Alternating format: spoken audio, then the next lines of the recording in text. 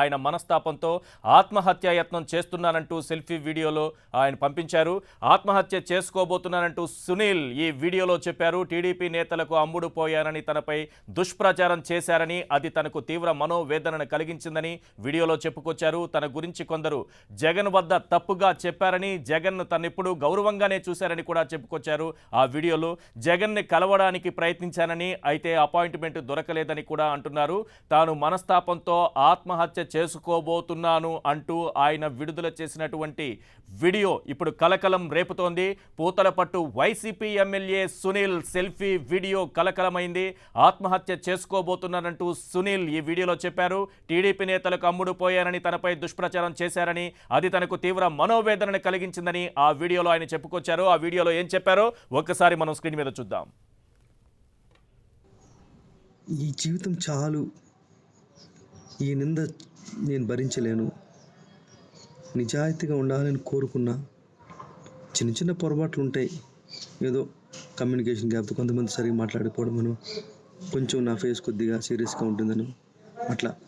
అంతేకాని వ్యక్తిగతంగా నేను ఎవ్వరికీ ద్రోహం చేయలేదన్న. అది టీడీపీ వాళ్ళకు కూడా తెలుసు. మేము ఎంతగా ప్రలోభ పెట్టాము ఈ అబ్బాయిని అనేది టీడీపీ వాళ్ళకు కూడా తెలుసు. కానీ మా నాయకుల్లో కొంతమంది ఈ అబ్బాయి చేతులారా చేసుకున్నాడు, జగన్మోహన్ రెడ్డి మీ నమ్మకాన్ని పోగొట్టుకున్నాడు, ఇది తట్టుకోలేకపోతున్నాను. నాకు 2 పిల్లలు, నాకు మంచి జీవితం ఉంది, డాక్టర్, సంపాదించుకోగలుగుతాను. నాకేం రాజకీయాలతో కంపల్సరీ రాజకీయాలకు కంటిన్యూ అవ్వాల్సిన అవసరం. కానీ ఈ నిందను భరించలేకపోతున్నాను. నేను చనిపోదామని డిసైడ్ చేసుకున్నాను. కానీ నేను ఒకటే, నా చావు ద్వారా మీరు బాధపడకూడదు. చనిపోయే వ్యక్తి నిజం చెప్తాడు, చనిపోయే వ్యక్తి నిజమే మాట్లాడతాడు అని లోకం నమ్ముతుంది. కాబట్టి నేను చనిపోదలుచుకున్నాను. చనిపోయే ముందు మీకు రికార్డ్ చేసి పంపిస్తున్నానన్న.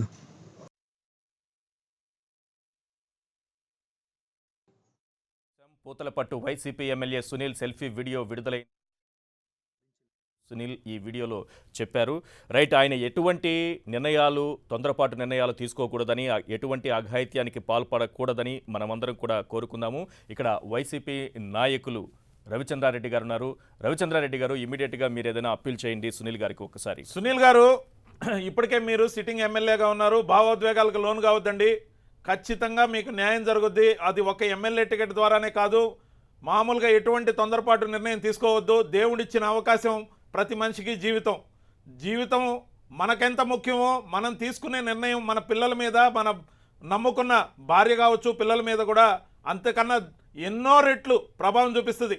మనం ఈ లోకంలోకి తీసుకొచ్చిన పిల్లల్ని అన్యాయం చేయొద్దు, ఫ్యామిలీని అన్యాయం చేయొద్దు. సమాజానికి సేవ చేయడం కోసమే ఎమ్మెల్యే పదవి కానీ, ఇంకో ఎమ్మెల్సీ పదవి కానీ, ఇంకన్నీ కూడా దేవుడిచ్చిన జీవితాన్ని ఇలా అర్ధంతరంగా ముగించవద్దు. ఖచ్చితంగా కూడా కూల్గా ఉండండి. మీకు జరగాల్సిన న్యాయం ఏదైనా కూడా మాటల ద్వారానే జరుగుద్ది.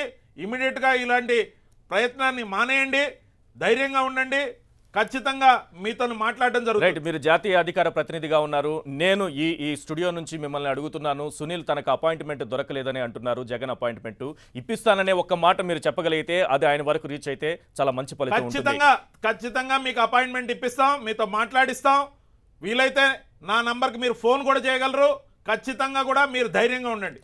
రైట్, ఆవేశంలో సునీల్ ఎటువంటి నిర్ణయం తీసుకోవద్దని అందరం కోరుకుందాము. ఎటువంటి అఘాయిత్యానికి పాల్పడొద్దని కూడా అందరం కోరుకుందాం. అదే సమయంలో తనకు జగన్ అపాయింట్మెంట్ కూడా దొరకటం లేదని ఆయన ఆవేదన చెందుతున్నారు. ఇక్కడ ఉన్నటువంటి రవిచంద్రారెడ్డి గారు తప్పకుండా అపాయింట్మెంట్ ఇప్పిస్తానని చెబుతున్నారు. అలాగే ధైర్యాన్ని కూడా చెప్పారు.